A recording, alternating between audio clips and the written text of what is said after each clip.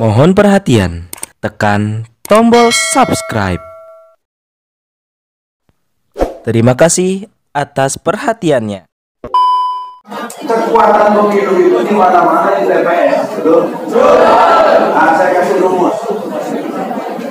Rumus saya 1000 di tempat. Jadi di TPS kalian harus 1000 kalau kertas suara C1 itu tidak sesuai dengan yang diumumkan. Jangan nunggu lagi bawa ke MK, tidak bakal. Saya tunggu dari Prabowo.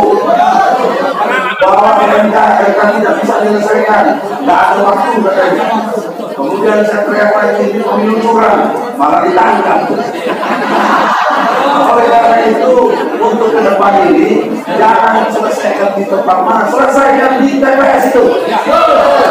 Jadi hitungannya langsung di situ, solid sampai ke tingkat DPD, DPP, udah semua sama dengan kekuatannya kita punya seadanya. Maka kalian harus berperan, berkesadaran, tahan semua mau jadi saksi.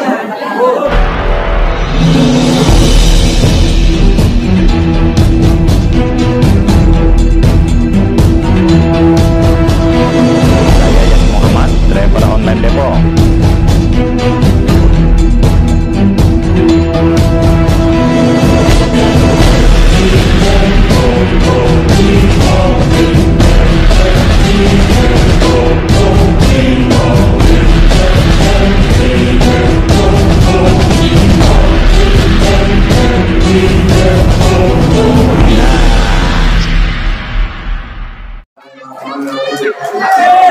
Assalamualaikum warahmatullahi wabarakatuh.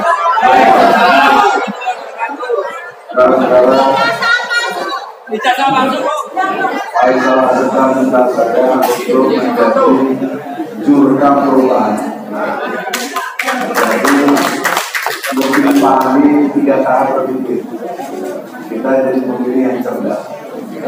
Yang pertama, persepsi kita mesti sama pada satu situasi yang kita jalani. Kalau persepsi kita sama, insya Allah kesadaran kita sama. Itu Pak Jumadi, Pak Laude, Pak Ham, Jumbo Hidayat, itu Pak. Tapi saya dan asli dari Malaysia. Persepsi kita hari ini harus sama, yaitu memandang Jokowi ini tirani, kerajaan, dinasti yang harus dibubarkan.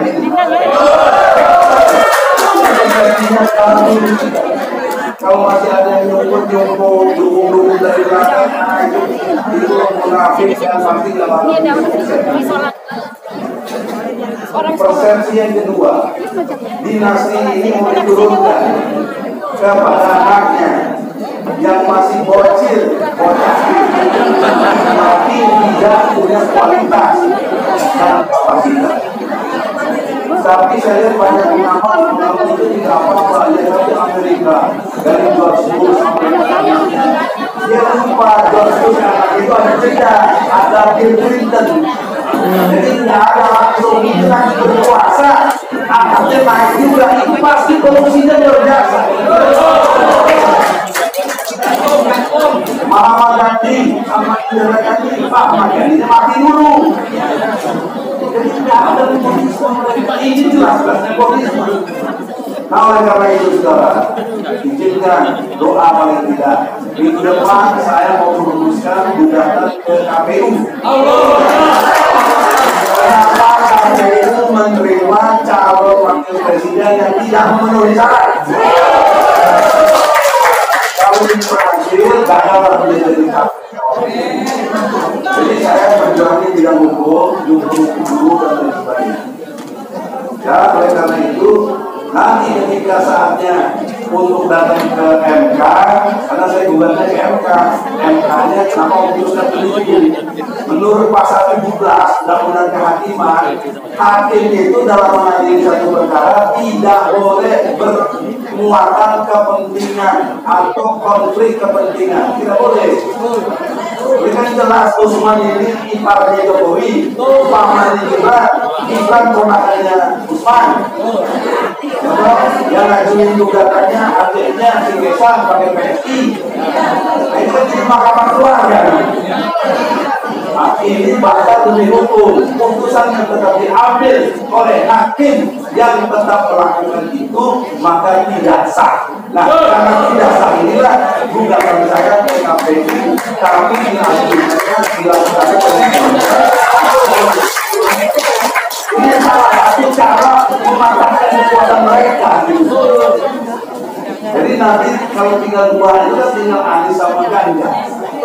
Nanti kita lihat lagi kalau nah ini cara persepsi kita sama. Kalau bersama begini, kesadaran kita sama dong. Bangkit dong. Jangan minta ongkos. Itu betul cara.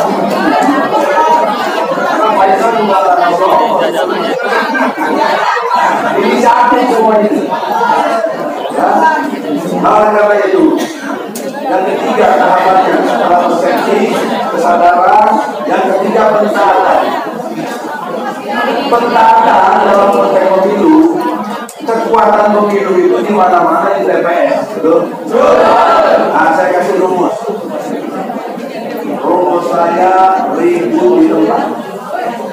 Jadi di TPS kalian harus ribut kalau kertas suara C1 itu tidak sesuai dengan yang diumumkan.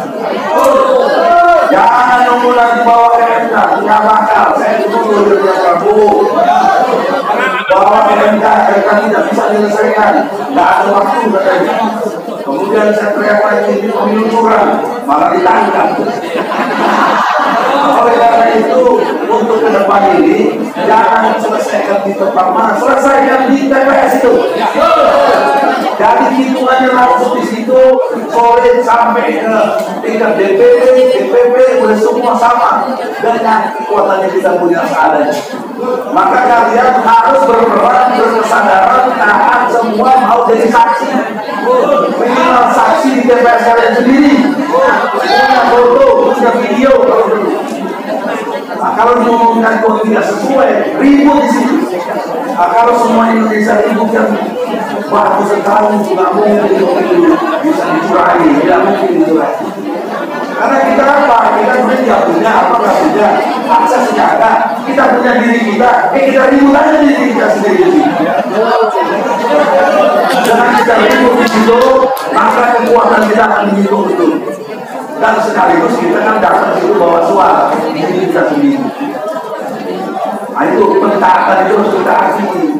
Kita ini ada imamnya soalnya nunggu perintah imam kita perintah. Oleh karena itu dalam kesempatan ini kesadaran kita yang menentukan karena kita menghadapi tirani, kita menghadapi dinasti yang luar biasa jahatnya dan membuat kita menjadi sengsara. Oleh karena itu tanda itu seperti itu. Mulai yang terakhir, saudara, kekompakan kita ini akan ditentukan oleh kesadaran kita sendiri. Sebenarnya ada satu peluang yang baru yang sedang saya sudah jalankan, yaitu sudah dapat dipastikan ijazah Jokowi itu benar.